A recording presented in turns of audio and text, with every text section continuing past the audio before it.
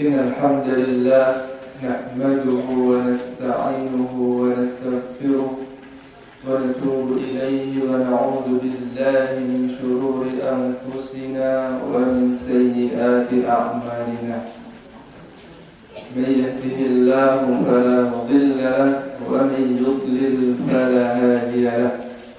أشهد أن لا إله إلا الله وحده لا شريك له وأشهد أن محمدا عبده ورسوله.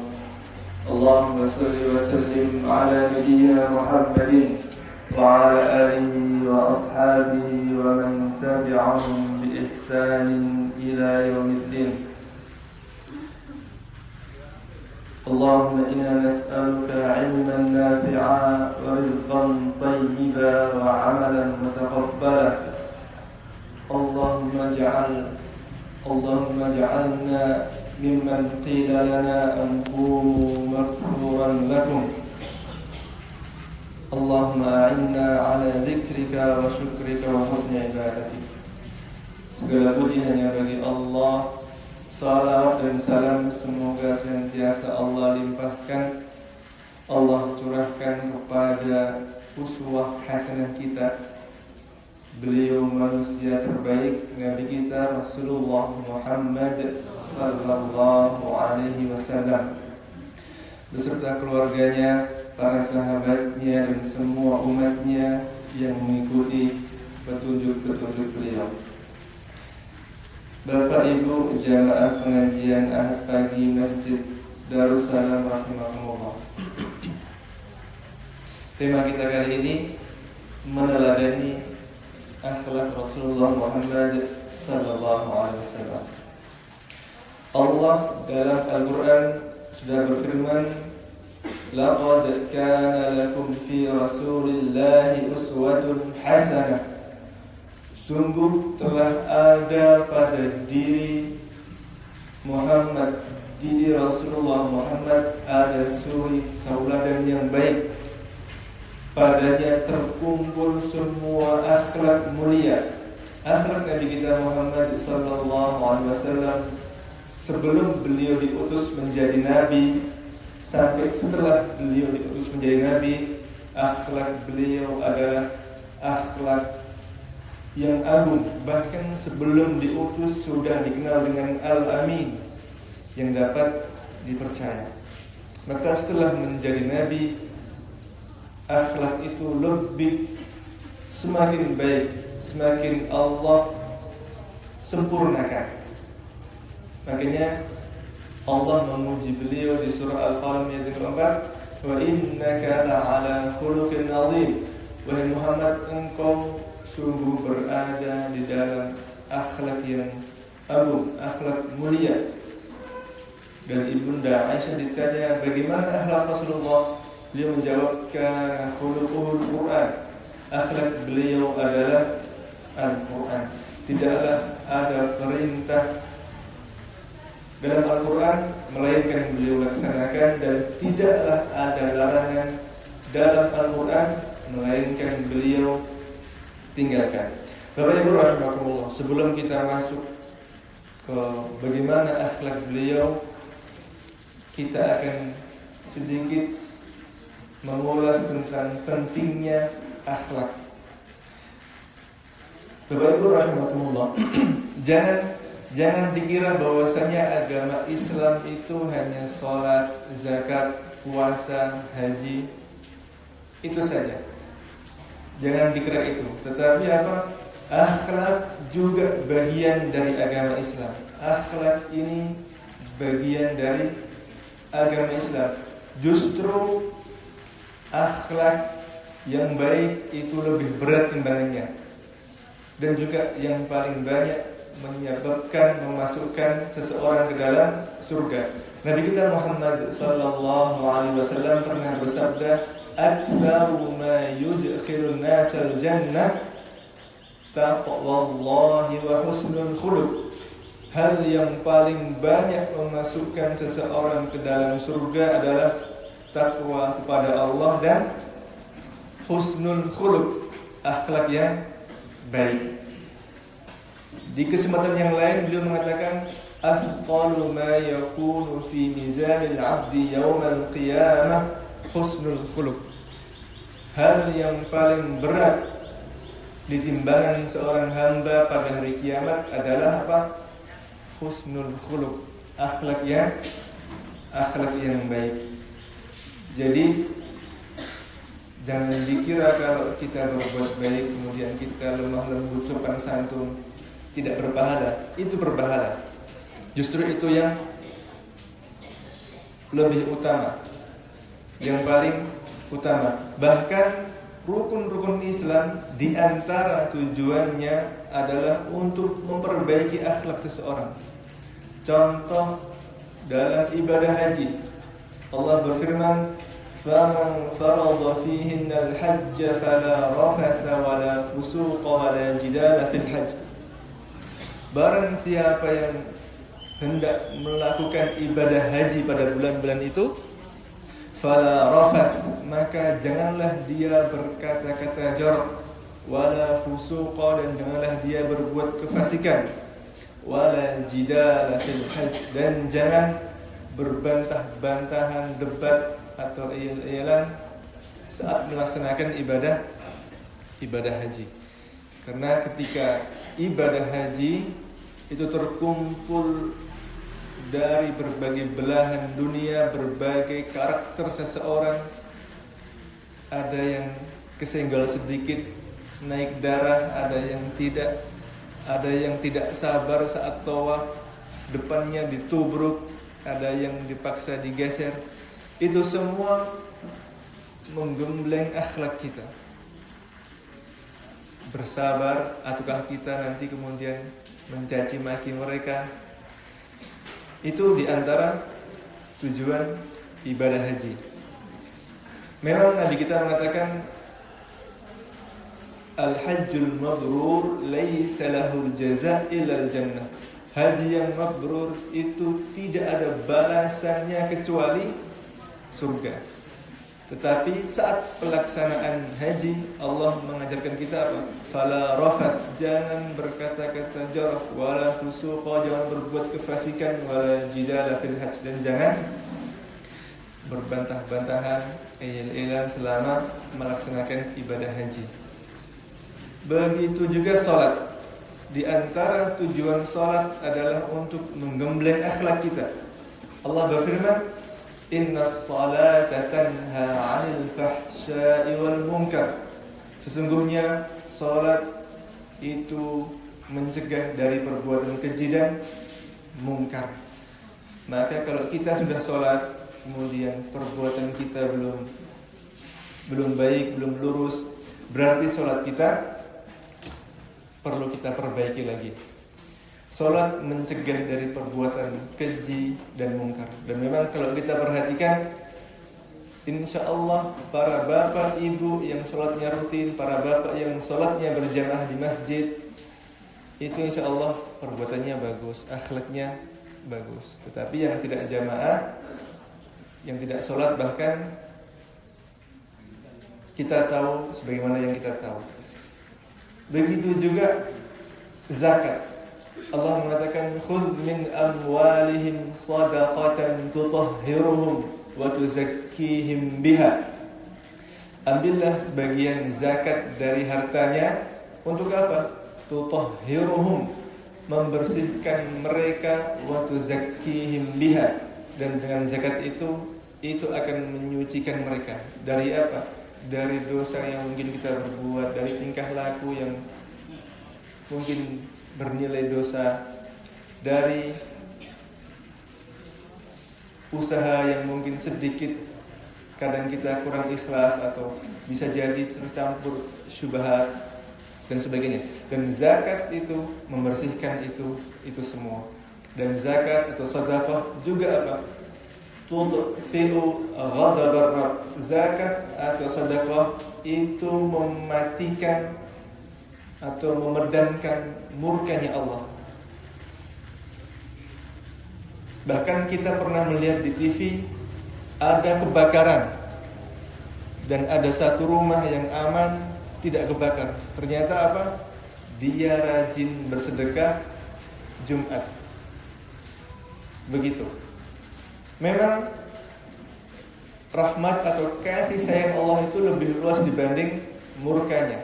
Allah mengatakan dalam hadis qudsi, "Inna rahmati sabaqat ghadabi." Sesungguhnya kasih sayangku itu lebih luas, lebih banyak dibanding murkaku. Tetapi kita juga bisa berusaha untuk mendapatkan lagi rahmat dari Allah dengan cara bersedekah dan sebagainya. Yang berikutnya puasa. Puasa juga sama. Di antara tujuannya untuk menggembleng akhlak kita, diri kita untuk bisa bersabar, bisa tenang. Makanya ketika berpuasa kemudian ada yang mengajak kita ribut, kita dianjurkan untuk mengatakan inni sha'im. Aku sesungguhnya orang yang sedang berpuasa. Itu semua tadi di antara tujuan-tujuan rukun Islam adalah memang untuk menggembleng akhlak. Kenapa tidak dikatakan manusia yang terbaik adalah yang paling banyak salatnya, yang paling banyak puasanya, yang paling banyak hajinya? Nabi pernah ditanya, "Ya Rasulullah, man afdalun nas?" Siapa manusia yang paling utama? Nabi menjawab, "Afdalun nasi mahmumul qalbi saduqul lisani." Nabi mengatakan, orang yang paling utama adalah orang yang hatinya bersih, bertakwa, tidak ada rasa iri, dengki, hasad, dan saduqul lisani. Lisannya berkata jujur. Kenapa Nabi tidak menjawab orang yang paling baik adalah yang paling banyak sholatnya, yang paling banyak zakatnya, yang paling banyak hajinya? Tidak. Karena sholat, zakat, haji, puasa, sedekah itu semua kita yang merasakan. Semua kembali kepada kita. Tetapi akhlak yang baik itu yang merasakan orang-orang di sekitar kita. Makanya Nabi pernah mengabarkan, "Atadruna manil muflis?" Tahukah kalian siapa orang yang rugi itu? Para sahabat menjawab, "Al-muflisu fina man la dirham fina wala mata'." Orang yang rugi di antara kita adalah yang tidak punya harta dan tidak punya barang-barang berharga. Para sahabat menjawab begitu. Tetapi Nabi ingin memberi kepada mereka, memberitahu hal yang lain. Ternyata beliau mengatakan apa? Innal muflisa min ummati yawmal qiyamah man ata bi salatin wa siyamin wa zakatin wa ya'ti qad shatama hada wa qadhafa hada wa akala mala hada wa safaka dama hada wa daraba hada. Nabi mengatakan sesungguhnya orang yang rugi nanti di hari kiamat adalah orang yang datang dengan pahala salat, pahala puasa, pahala zakat. Jadi selama hidupnya dia salat, zakat, puasa. Tetapi apa? Wa qad syatama hada. Dia telah mencaci si fulan. Wa akala mala hada. Dia memakan harta si fulan dengan cara yang batil. Wa safaka dama hada, menumpahkan darah si fulan. Wa qadhafa hada, menuduh dengan tanpa bukti si fulan. Datang punya pahala salat, zakat, puasa, tetapi dulu tidak menjaga mulutnya, tidak menjaga omongannya, menuduh, mencaci, kemudian memakan dengan cara yang batil, bahkan membunuh dan sebagainya. Maka apa? Fa yu'ta hada min hasanatihi. Maka orang itu yang punya pahala salat, zakat, puasa, pahala salatnya akan Allah berikan kepada mereka yang dulu dicaci maki. Dan saat ini mencaci maki tidak mesti dengan mulut. Nun sewu, tidak mesti dengan mulut. Seseorang itu bisa mencaci maki, bisa menyakiti hati seorang lewat jempol. Tulis di komentar, tulis di story. Yang paling banyak komentar.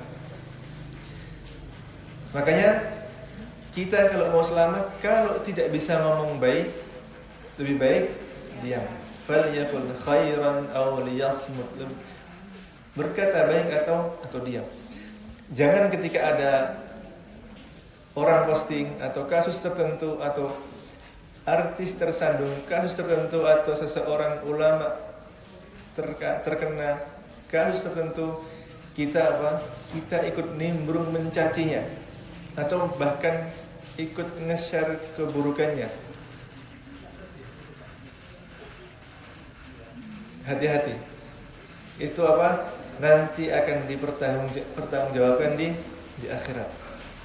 Atau membuat story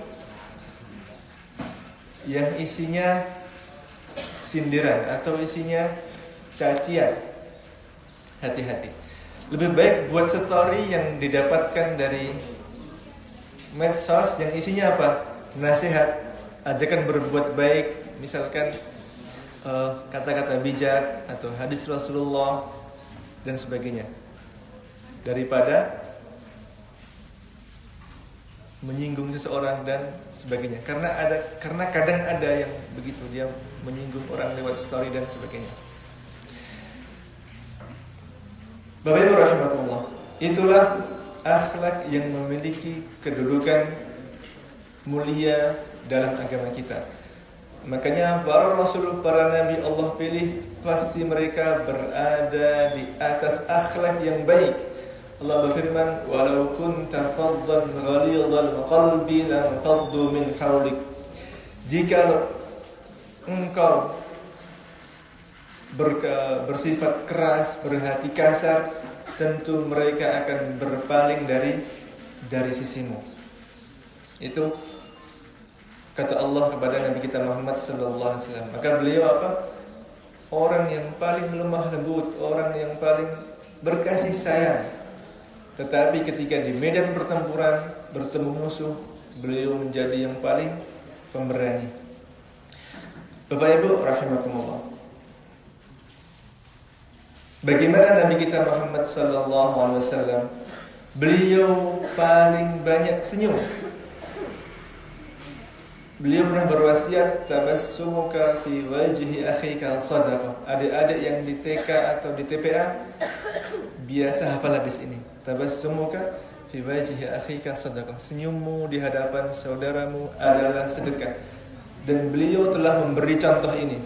Jarir ibn Abdullah al-Bajali, dia masuk Islam sudah 7 bulan.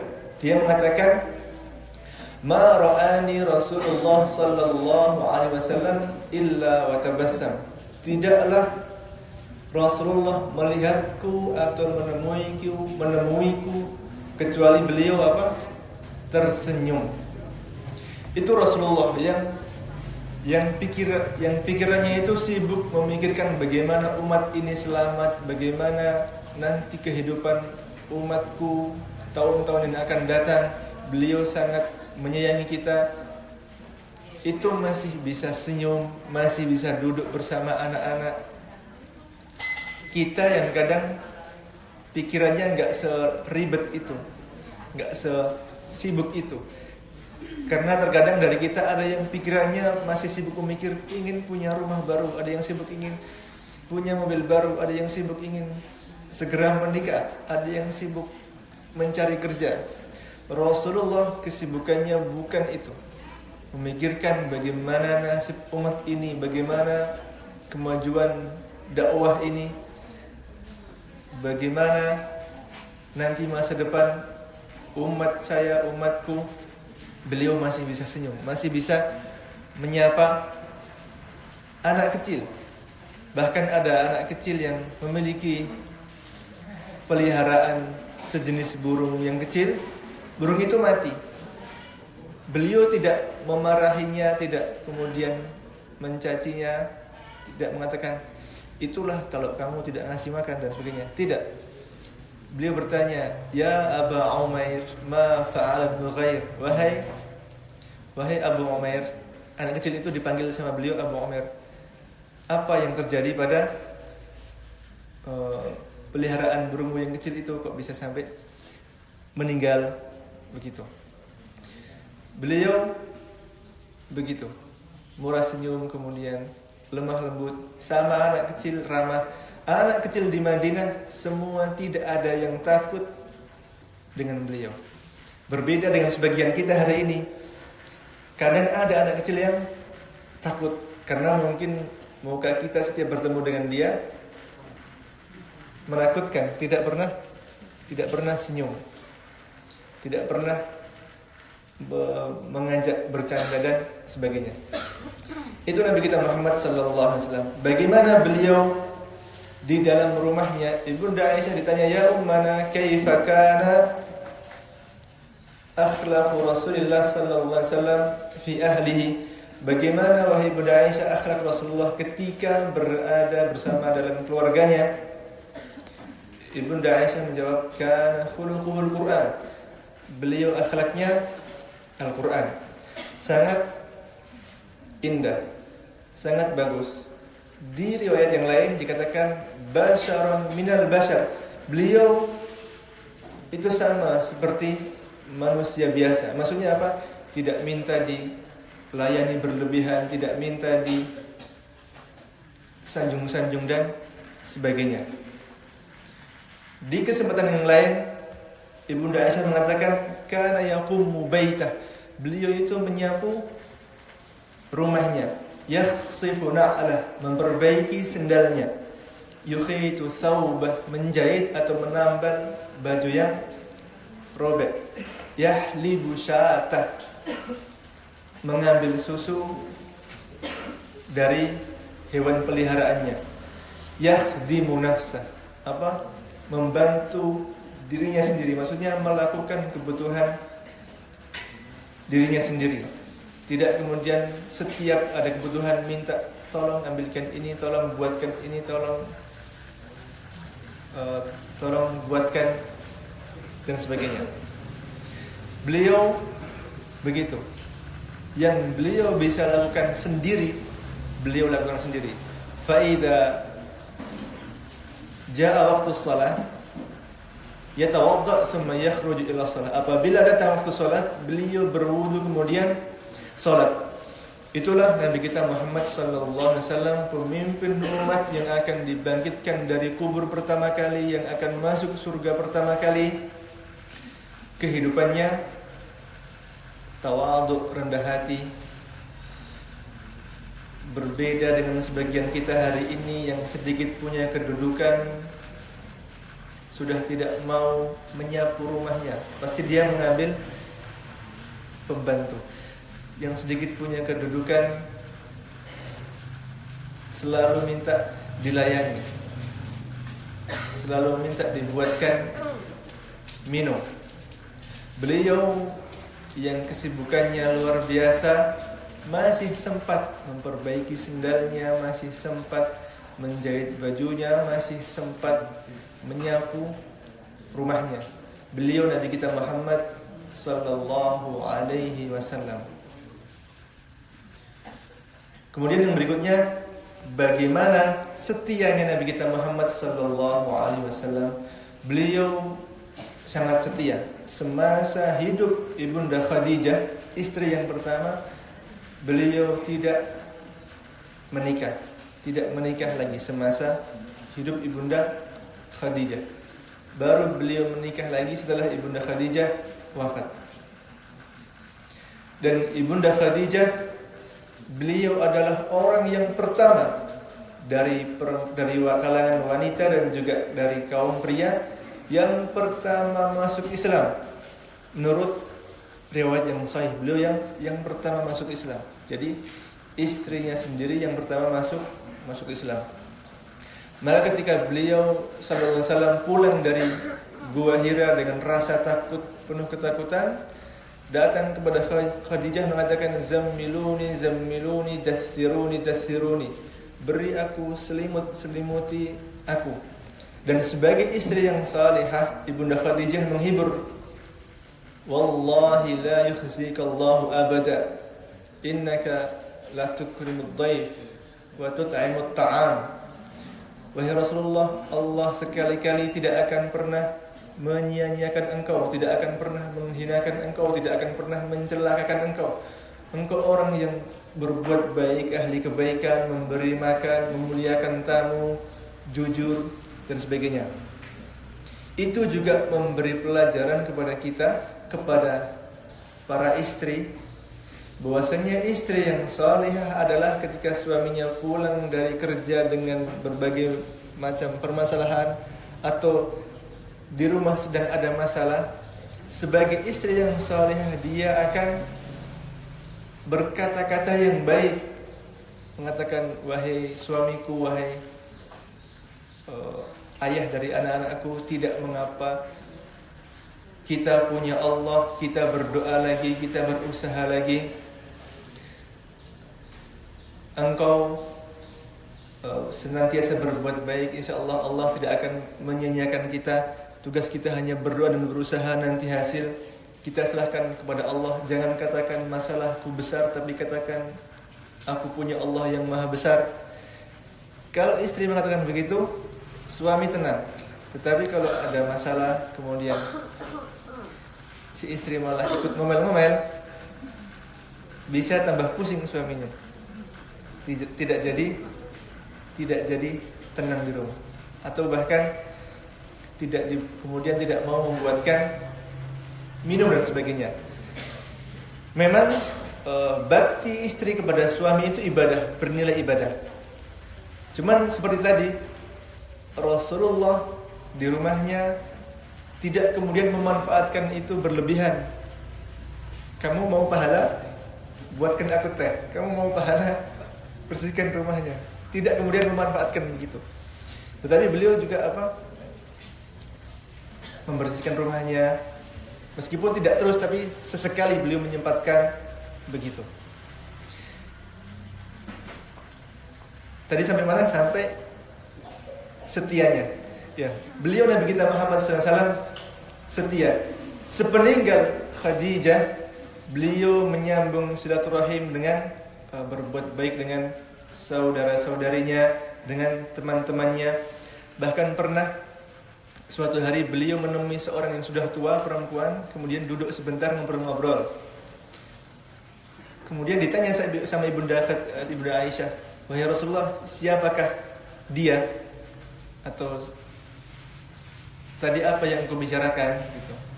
Dia menjawab, kunna natadzakar ayyam Khadijah. Tadi kita sedikit bercerita, mengingat-ingat dulu bersama Khadijah. Maka ketika itu Ibunda Aisyah cemburu. Khadijah, aw ma laka ghairu Khadijah? Khadijah lagi. Apakah engkau tidak punya selain Khadijah? Qad abdalaka Allahu khairan minha. Padahal Allah telah mengganti engkau dengan yang lebih baik darinya. Maksudnya kita sebagai manusia biasa memahami memang Ibunda Aisyah bisa kita katakan lebih baik dari Khadijah, lebih muda, banyak meriwayatkan hadis, cerdas dan sebagainya. Tetapi Rasulullah mengatakan, ma abdalanillahu khairan minha. Sungguh Allah sama sekali tidak menggantinya dengan yang lebih baik. Maksudnya apa? Ibunda Khadijah tidak ada bandingnya. Beliau ikut berjuang sejak awal dakwah, berjuang dari nol. Kalau bahasa kita, berjuang dari nol, sama-sama berdakwah, menyebarkan Islam, berjuang, melihat beliau diusir, caci maki, ditumpahkan jeroan unta saat sholat dan sebagainya. Maka Nabi mengatakan, man lam yashkurin nas lam yashkurillah. Siapa saja yang belum bisa berterima kasih kepada seseorang, maka dia belum bisa bersyukur kepada Allah. Maka Ibunda Khadijah, beliau ingat terus, tidak dilupakan. Meskipun kemudian menikah dengan istri yang baru, istri yang baru, tetapi tetap beliau ingat. Bahkan anehnya, seseorang yang masih hidup seperti Ibunda Aisyah bisa cemburu kepada seorang yang sudah meninggal. Kalau sesama masih hidup itu wajar. Istri-istri Nabi seperti Safiyah, Ummu Salamah, di antara mereka saling cemburu, tetapi cemburunya itu sesama istri yang masih hidup. Tetapi Ibunda Aisyah cemburunya kepada Ibunda Khadijah karena Nabi sering menyebutnya, kemudian berbuat baik untuknya, menyambung kerabat-kerabatnya dan sebagainya. Dan kesetiaan ini menurun kepada putrinya. Dari pernikahan Rasulullah dengan Ibunda Khadijah terlahir anak putri bernama Zainab. Zainab ini menikah dengan Abu Al-As bin Rabi'. Zainab ini sangat setia. Setia sekali. Bagaimana kisahnya? Bahkan Zainab ini sempat bersabar. Jadi Abu Al-As menikahi Zainab itu sebelum Rasulullah diutus menjadi nabi. Rasulullah sebelum diutus menjadi nabi, Abu Al-As menikahi Zainab. Nikahlah mereka berdua. Nikah, selang beberapa waktu Nabi diutus. Zainab mengatakan, "Wahai suamiku, ayahku menjadi seorang nabi. Maka kalau engkau masih ingin bersamaku, cinta kepadaku, saya harap engkau masuk Islam." Ujian pertama itu Abu Al-As masih belum mau masuk Islam. Saya enggak mau dikatakan sama kaumku nanti Abu Al-As masuk Islam mengingkari nenek moyangnya hanya karena seorang wanita, hanya karena mentaati seorang wanita. Jadi orang Arab dulu masih menjaga kehormatan, jaim, jaga image begitu.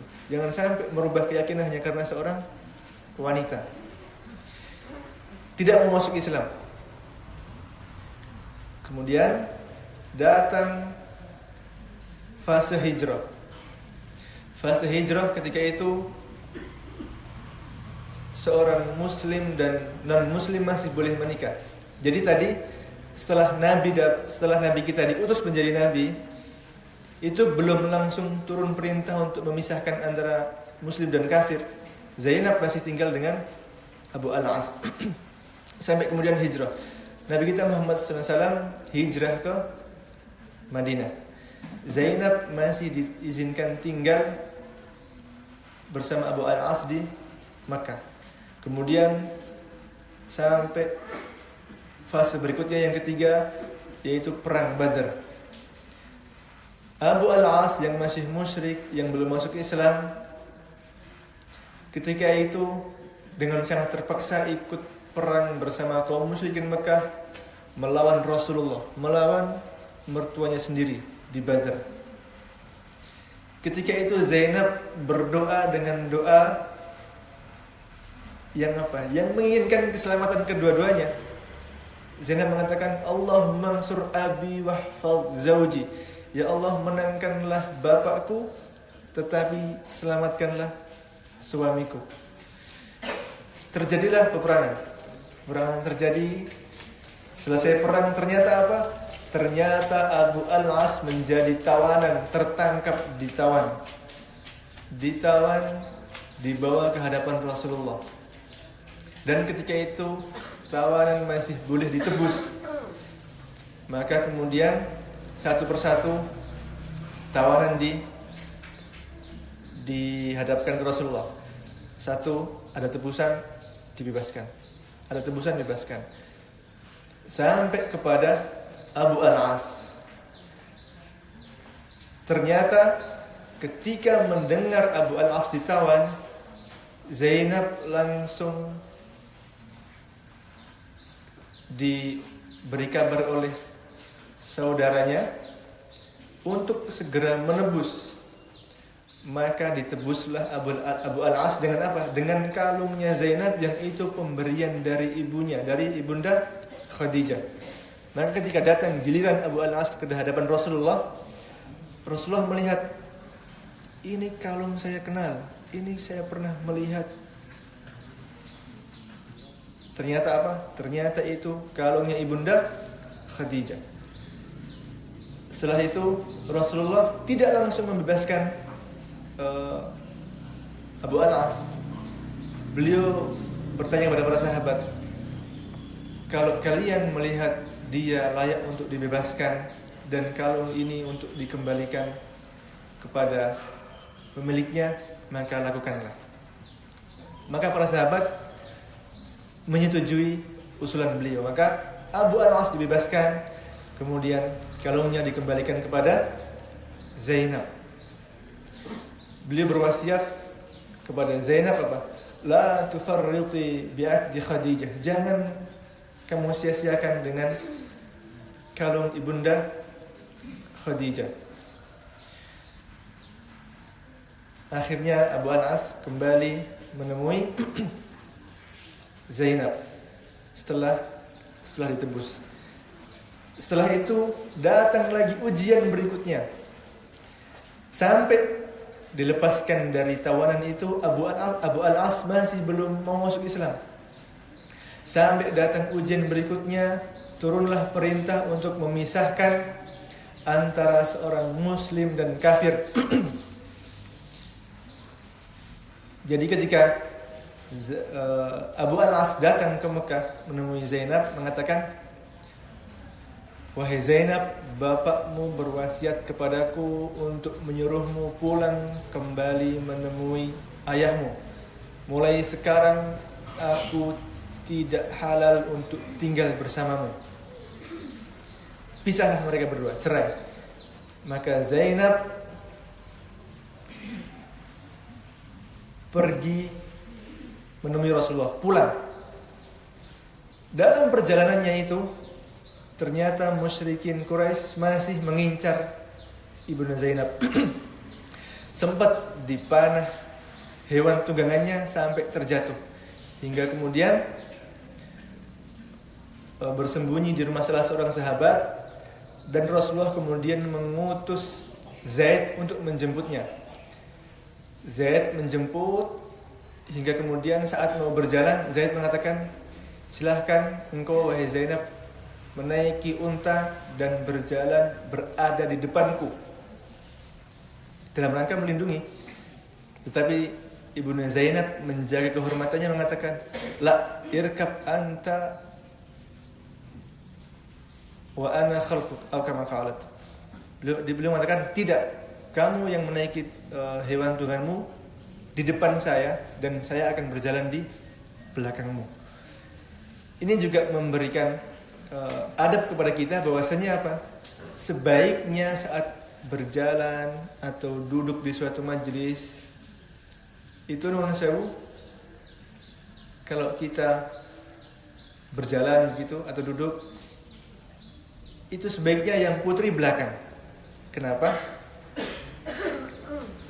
Karena nuwun sewu, godaan terbesar buat laki-laki adalah seorang wanita.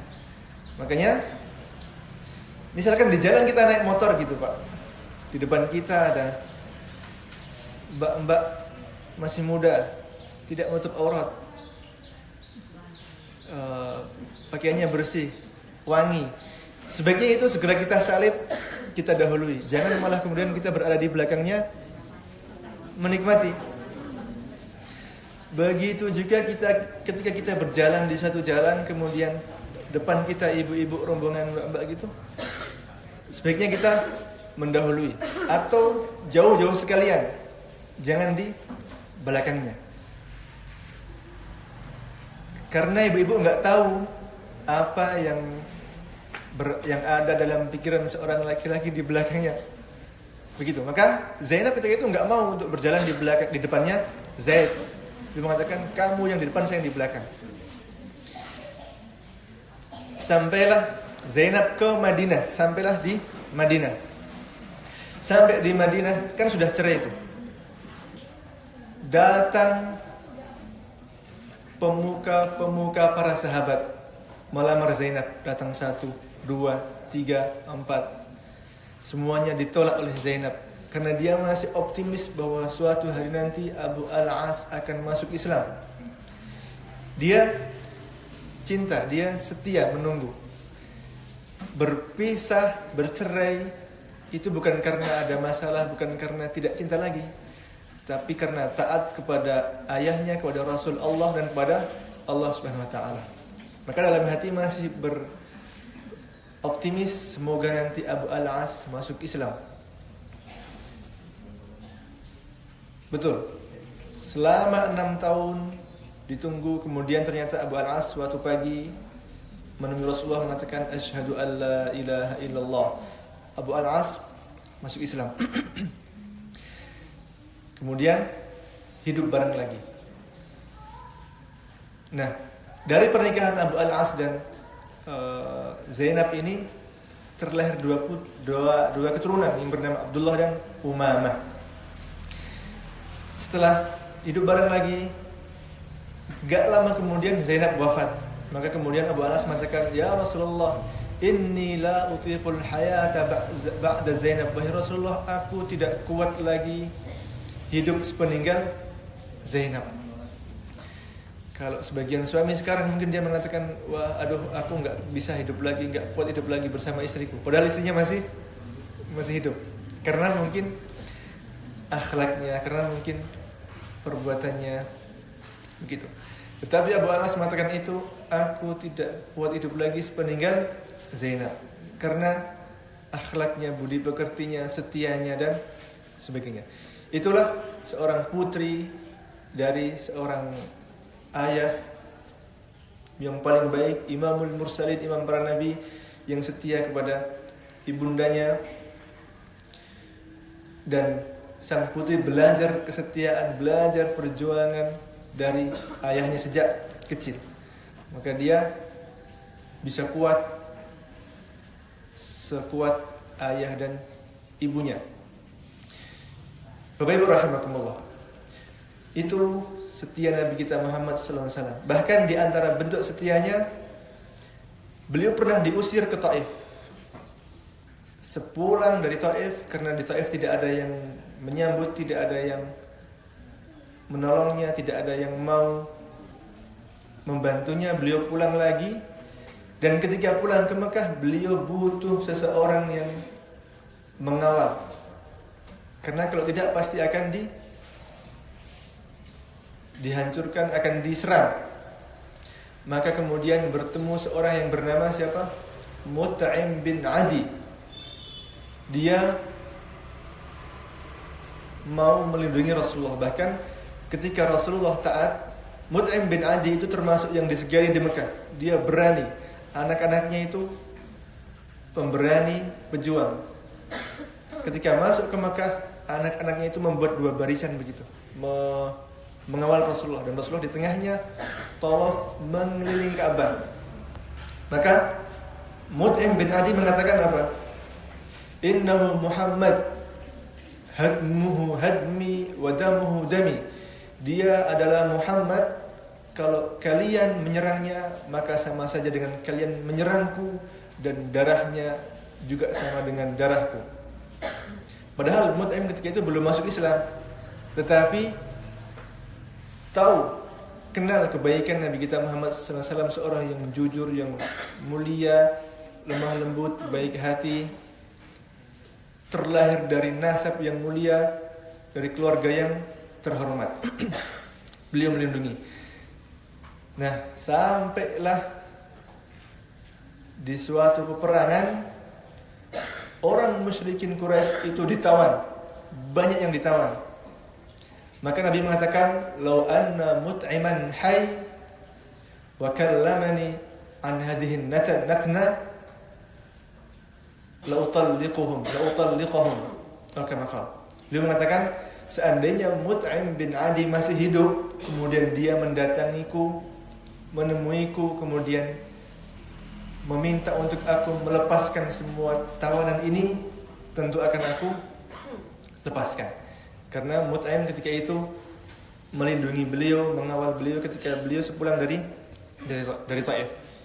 Itulah salah satu bentuk kesetiaan syukur beliau kepada manusia. Sebagaimana tadi beliau mengatakan, man lam yashkurin nas lam yashkurillah. Barang siapa yang tidak bersyukur, tidak berterima kasih pada manusia, maka sama saja dia belum bersyukur kepada Allah.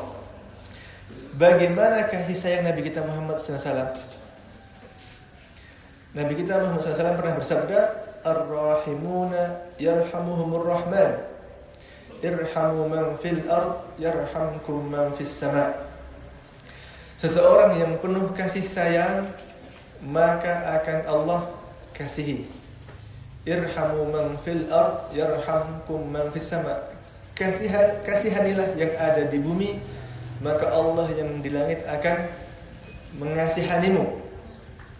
Maka kita sebagai umat Nabi kita Muhammad SAW hendaklah bersifat berakhlak dengan penuh kasih sayang, lemah lembut. Nabi kita bersama sahabatnya itu lemah lembut. Muhammadur Rasulullah walladzina ma'ahu asyidda'u 'alal kuffari ruhama'un bainahum. Muhammad adalah Rasulullah dan orang-orang yang bersamanya itu apa? Ruhama'un bainahum, asyidda'u 'alal kuffar ruhama'un bainahum. Tegas terhadap orang kafir, tetapi sesama mereka apa? Lemah lembut. Maka kita sesama umat muslim, sesama umat Islam harusnya lemah lembut, penuh kasih sayang. Jika melihat saudara kita berbuat salah atau dosa, maka yang seolah sesuai dugaan kita dia berbuat dosa gitu, maka dahulukan husnudzon, dugaan yang baik. Misalkan siang-siang kok melihat seseorang laki-laki makan, maka jangan langsung, oh dia nggak pernah puasa memang. Kita kedepankan husnudzon dulu. Boleh jadi dia pulang dari safar, maka dia tadi memang tidak puasa. Boleh jadi dia makan karena memang lupa dan sebagainya. Atau seseorang tidak sholat Jumat 3 kali, jangan langsung dituduh macam-macam. Kita husnudzon dulu, kedepankan prasangka baik. Boleh jadi dia bepergian, safar, boleh jadi dia sakit dan sebagainya. Jangan langsung dituduh, oh sekarang Pak itu berubah ya, nggak pernah Jumatan lagi, begitu. Orang Muslim begitu, lemah lembut, penuh kasih sayang kepada selain manusia. Juga kita diminta untuk kasih sayang kepada hewan, kepada tanaman, kepada semua makhluk Allah. Yang kalau tidak mengganggu, tidak perlu dibunuh.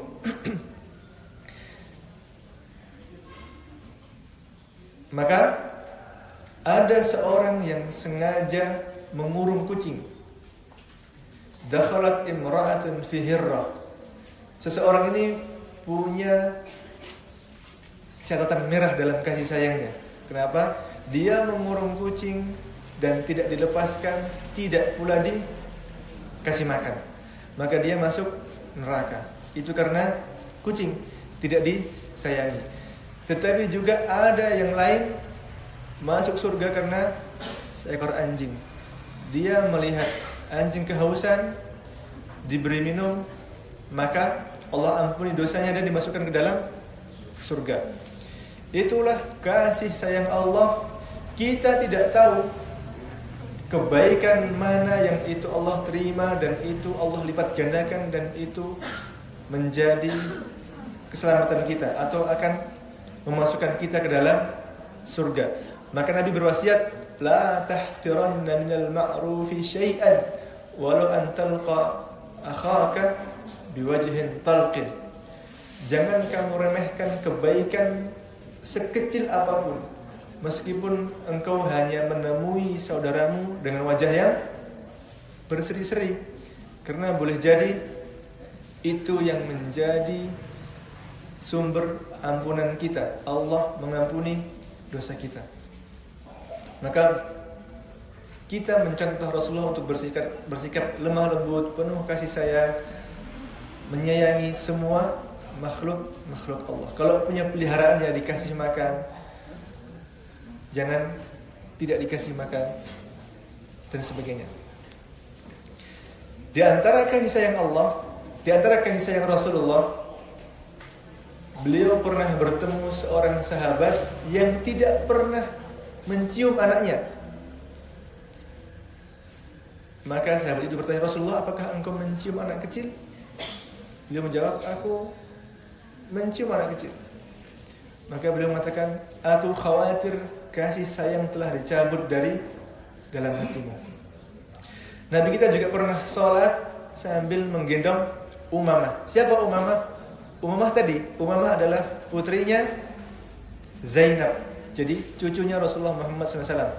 Ketika sholat digendong, ketika rukuk beliau letakkan di lantai, nanti ketika berdiri beliau ambil lagi. Beliau juga pernah sholat kemudian mendengar seorang anak yang nangis, kemudian apa? Beliau mempersingkat sholatnya. Tetapi sesingkat-singkat sholat beliau itu tidak seperti kita yang mungkin seperti ayam mematok yang begini-begini. Sesingkat-singkat beliau tidak mungkin kemudian sholat 2 menit, 3 menit selesai. Tetapi intinya ketika mendengar seorang menangis, beliau meringankan sholatnya. Kita juga bisa meniru itu. Misalkan kita sholat isya begitu, biasanya membaca surah Al-A'la atau surah Al-Buruj, maka kalau ada yang menangis, cukuplah baca surah An-Nasr atau surah Al-Ma'un, itu ringan itu. Itu salah satu akhlak yang beliau ajarkan kepada kita. Sampai jam berapa? 7:30 Bu ya. Yang berikutnya, bagaimana kemuliaan beliau, kedermawanan beliau. Nabi kita Muhammad SAW pernah di perang Hunain itu mendapatkan ghanimah yang sangat banyak, mendapatkan beratus-ratus unta, hewan ternak. Maka datang seorang yang bernama Aqra bin Habis, dikatakan kepadanya, wahai Aqra, itu unta itu 100, ambil semua untukmu. Kemudian datang lagi Uyainah bin Husn, dikatakan itu yang 100 ambil untukmu.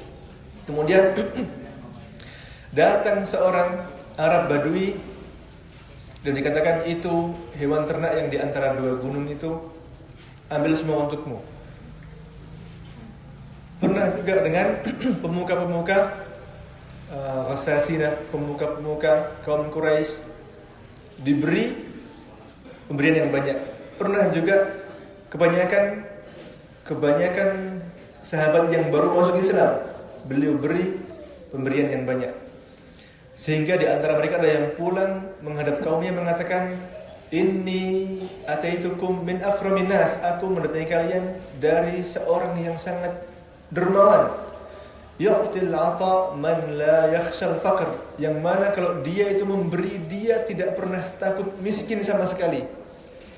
Beliau pernah dapat ghanimah begitu, semua beliau bagi. Di antaranya kepada yang baru masuk Islam supaya tambah kuat, kepada raja supaya masuk Islam. Dan betul di antara mereka ada yang pulang kemudian mengatakan asyhadu alla ilaha illallah, masuk Islam.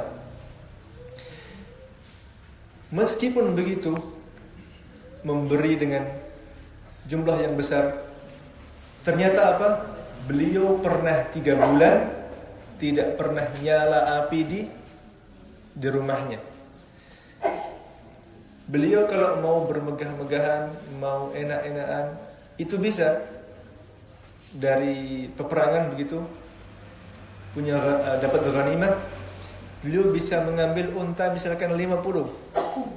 Unta 50 untuk kebutuhan 2 tahun. Itu cukup sekali.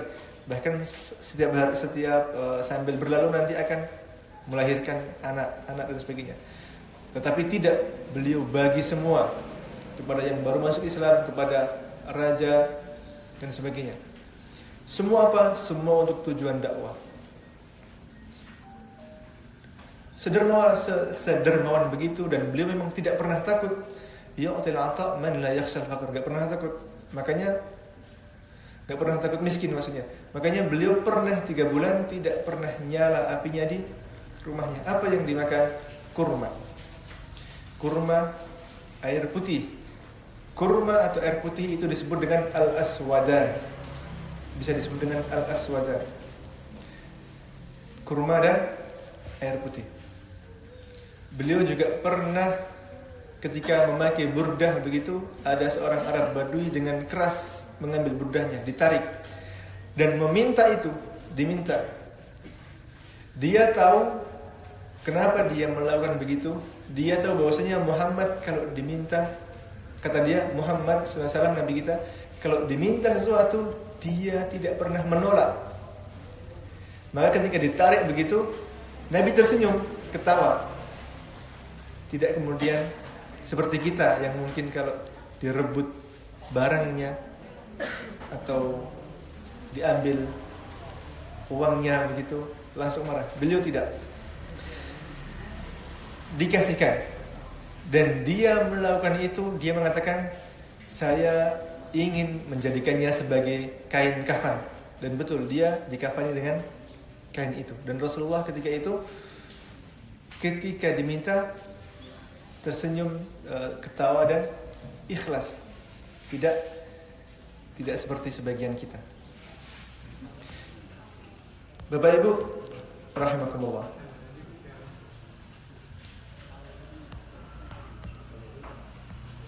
Itulah akhlak Nabi kita Muhammad sallallahu alaihi wasallam yang semoga kita bisa mencontohnya. Akhlak itu bisa kita latih. Al-hilmu bit-tahallum wal ilmu bit-ta'allum. Akhlak, ketenangan, kemudian ketelitian itu bisa kita latih sebagaimana ilmu bisa kita dapatkan dengan belajar. Bapak Ibu rahimakumullah, akhlak seseorang itu akan nampak, akan kelihatan di kurang lebih 3 atau 4 hal. Yang pertama ketika marah. Ketika marah, maka akhlak seseorang akan kelihatan. Apakah dia kalau marah itu masih bisa menjaga akalnya, masih terkendali, marah tapi terkendali. Sebagaimana Rasulullah, beliau tidak pernah memukul manusia, tidak pernah memukul istrinya. Beliau mengatakan khairukum li ahli wa ana khairukum li ahli. Sebaik-baik kalian adalah yang paling baik terhadap keluarganya dan aku yang paling baik terhadap keluargaku. Ibunda Aisyah mengatakan beliau tidak pernah memukul seseorang pun kecuali di medan perang. Akhlak seseorang itu akan kelihatan di 3 kondisi ketika marah. Apakah dia masih bisa menjaga akal sehatnya atau lepas kemudian ada piring terbang, ada sendal terbang dan sebagainya.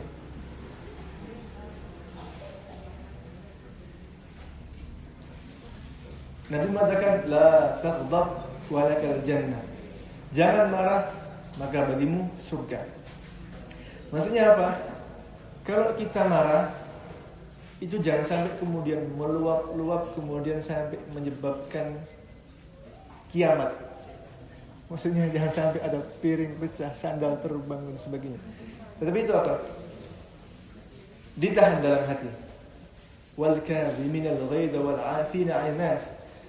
Yang mana di antara sifat orang bertakwa itu apa? Kalau marah dia ditahan. Tidak kemudian membahayakan orang lain. Yang pertama saat marah.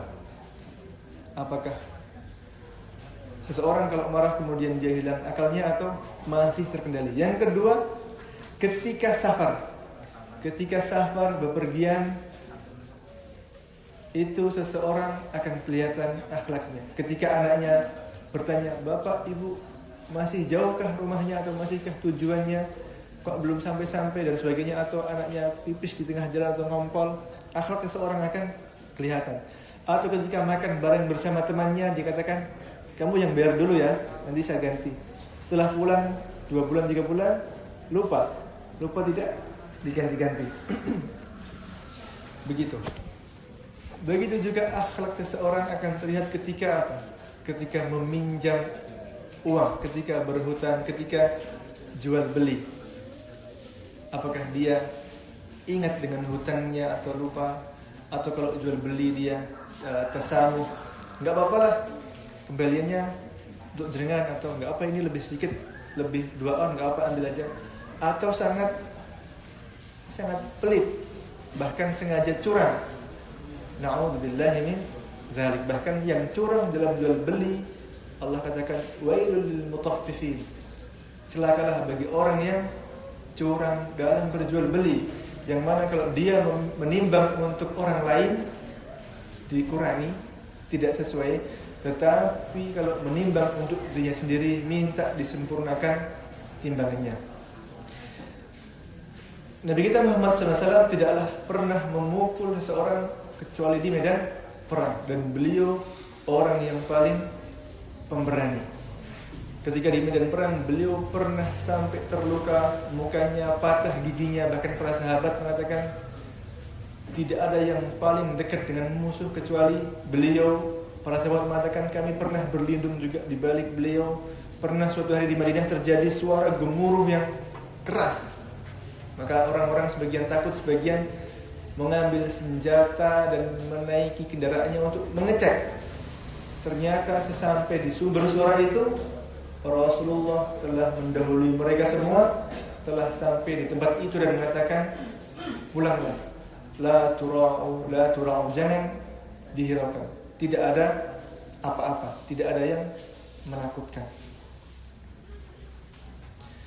Beliau yang pernah ditawari oleh malaikat, wahai Rasulullah, itu umatmu yang tidak taat kepadamu, yang tidak mau menerima dakwahmu, bagaimana kalau 2 gunung ini saya timpakan kepada mereka? Dengan penuh kasih sayangnya beliau tidak kemudian oke, timpakan saja kepada mereka, tidak. Beliau mengatakan, aku berharap kepada Allah semoga nanti kelak dari anak keturunan mereka terlahir orang-orang yang menyembah dan mengisahkan Allah Subhanahu wa ta'ala. Itulah Nabi kita Muhammad sallallahu alaihi wasallam, imamul mursalin, imamnya para rasul, imamun nabiyyin, imamnya para nabi, wa khairul bashar, manusia terbaik yang akan pertama dibangkitkan dari kubur, akan pertama masuk ke surga. Beliau yang punya telaga yang kalau kita minum darinya tidak akan pernah haus selama-lamanya, telaga yang airnya putih melebihi susu dan manis melebihi manisnya madu, yang sudah diampuni, ghufira ma taqaddama wa ma ta'akhkhar, yang masih diampuni oleh Allah, tetapi juga masih salat malam sampai kakinya bengkak, sehingga Ibunda Aisyah bertanya, kenapa wahai Rasulullah engkau melakukan itu? Nabi mengatakan, apakah aku tidak boleh menjadi seorang hamba yang bersyukur? Beliau juga sehari beristighfar lebih dari 70 kali, lebih dari 100 kali, bahkan ada sahabat yang mengatakan pernah aku menghitung dalam suatu majelis beliau beristighfar lebih dari 100 kali. Kita yang manusia biasa yang belum Allah jamin surga, yang masih berdosa ini, pertanyaannya berapa sehari kita beristighfar? Paling minimal itu kita beristighfar sehari 15 kali. Itu yang paling minimal. Sadar enggak Bapak Ibu kalau sehari kita beristighfar 15 kali? Kapan? Ya, 3 kali 5, 15. Kita yang belum dapat kabar diampuni dengan pasti, belum pasti masuk surga, maka kita lebih butuh untuk banyak beristighfar, banyak merenungi dosa-dosa kita, mencontoh Rasulullah SAW. Kalau beliau beribadah banyak dalam rangka bersyukur, kalau kita beribadah banyak dalam rangka apa? Mencari bekal dan memohon ampun, karena dosa kita boleh jadi lebih banyak dibanding kebaikan kita. Demikian yang dapat kami sampaikan. Masih ada 10 menitan, 12 menitan bagi para bapak atau ibu yang ada pertanyaan. Jika ada, dipersilakan.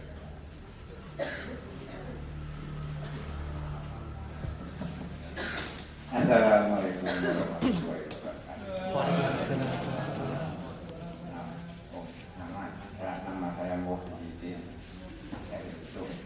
Bapak Muhyiddin. Ya. Namanya bagus itu, Muhyiddin. Oh iya, memang itu pasti ada orang tua.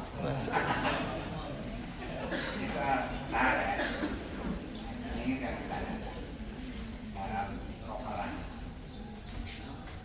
Kebanyakan hal itu orang muslim itu musuhnya kan lipat. Ada pula keterangan mengatakan bahwa aku membantu orang muslim jika yang benar. Jadi dengan diserupakan seperti manusia apa itu dia naik kuda dan pakai sarang ada marang orang-orang kafir pokoknya bisa ngambil manusia yang benar. Itu pertanyaan pertama.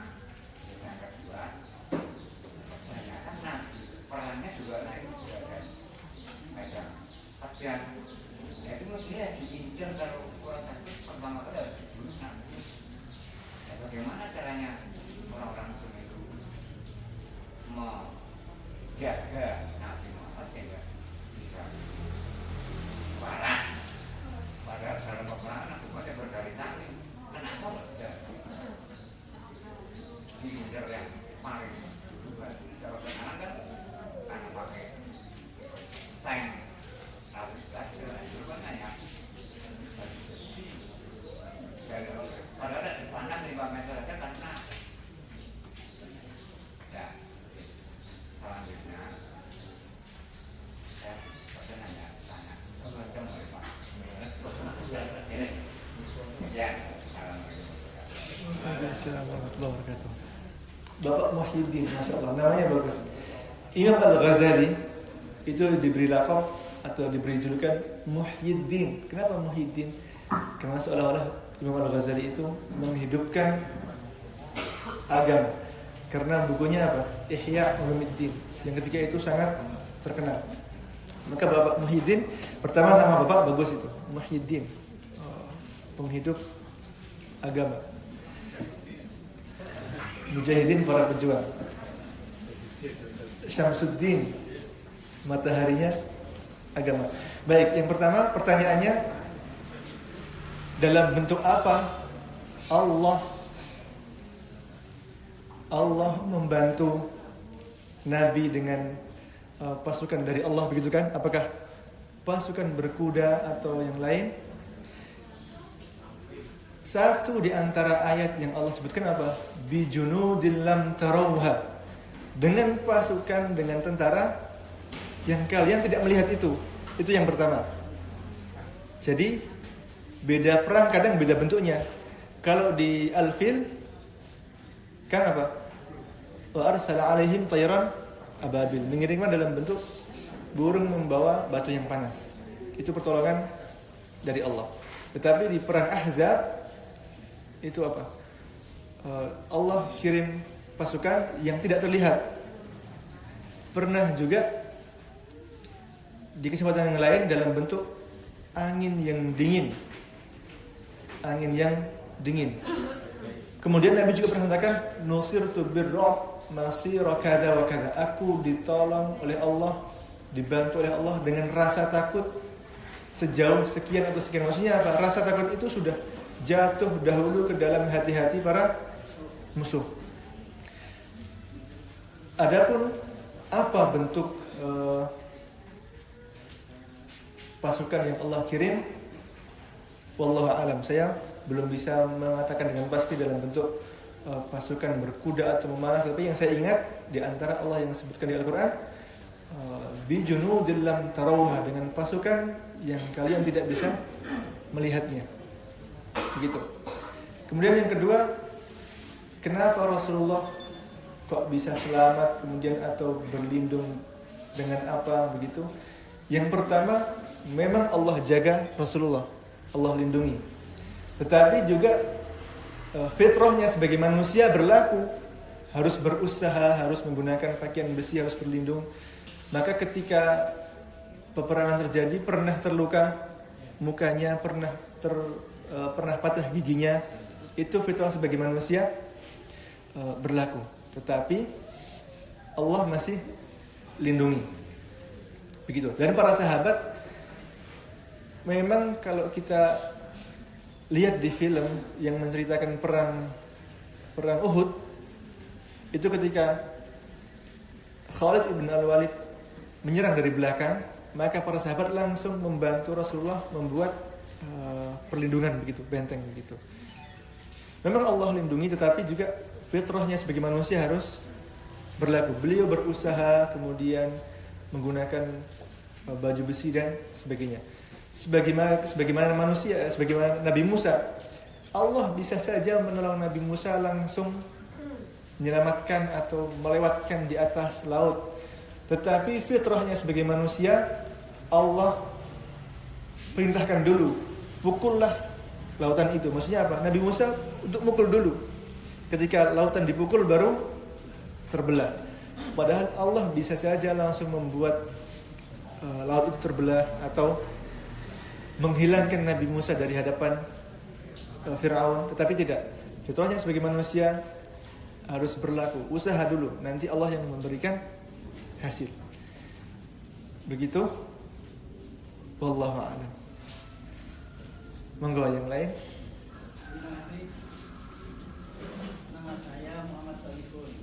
Masya Allah. Jadi saya tanyakan, tadi Rasulullah itu cinta kasih kepada manusia, kepada binatang dan juga tumbuhan. Nah, sekarang kan saya tanyakan, kalau orang memelihara burung dikasih makan, tapi sendirian nggak dikasih pasangan, itu bagaimana? Terima kasih. Yeah. Mas Kalikan. Bapak Muhammad Salihun. Namanya bagus. Muhammad nama bagus, Salihun. Salihun itu bentuk jamak dari salih. Artinya apa? Salih itu orang-orang yang salih. Maka semoga Allah menjadikan Bapak termasuk hamba Allah yang salih bersama keturunannya. Bagaimana memelihara burung kemudian sendirian? Nabi itu apa? Rahmatan lil alamin. Rahmat untuk seluruh alam. Bahkan beliau diutus ila as-saqalain, al-jin wal ins, diutus untuk kepada jin dan manusia. Makanya di antara jin ada yang mendengar beliau membaca Al-Qur'an dan masuk Islam. Beliau rahmat untuk seluruh alam. Nah, bagaimana kalau kita memelihara burung kemudian tidak dikasih pasangan? Jawaban dari saya, kasih sayang kita masih kurang, Pak. Selain makan, juga burung itu nuwun sewu ada syahwat yang harus ditunaikan. Maka kalau bisa dikasih pasangan, atau kalau enggak mending dilepas gitu. Makanya di antara sebagian orang memelihara burung kemudian dikasih makan dan didengarkan kicauannya, itu aslinya kasihan. Kita nggak tahu dia berkicau itu apakah bersyukur atau nangis. Begitu, kita nggak tahu. Apalagi sendirian gitu. Kalau sangkarnya besar, dikasih makan dan ada pasangannya, masih mending lah. Tapi kalau sendirian, kemudian makannya kadang telat, itu kasihan. Dan sendirian pun itu kasihan. Maksudnya kasih sayang kita masih perlu ditingkatkan lagi, perlu dihidupkan lagi. Pesan Nabi apa? Ar-rahimuna yarhamuhumur rahman, irhamu man fil ard yarhamukum man fis sama. Orang yang penuh kasih sayang akan Allah sayangi. Sayangilah yang ada di bumi, maka Allah akan menyayangi kalian. Maka jawaban saya begitu, Pak. Kalau sendirian, carikan pasangan. Kalau nggak dapat, lepaskan saja. Bapak dapat pahala insya Allah. Begitu. Yang lain, kalau sudah tidak ada, maka insya Allah ini cukup. Semoga yang sedikit ini bisa kita ambil hikmahnya, bisa kita amalkan. Mohon maaf atas segala kekurangan. Wassallallahu ala nabiyyina Muhammadin walhamdulillahi rabbil alamin. Assalamualaikum warahmatullahi wabarakatuh.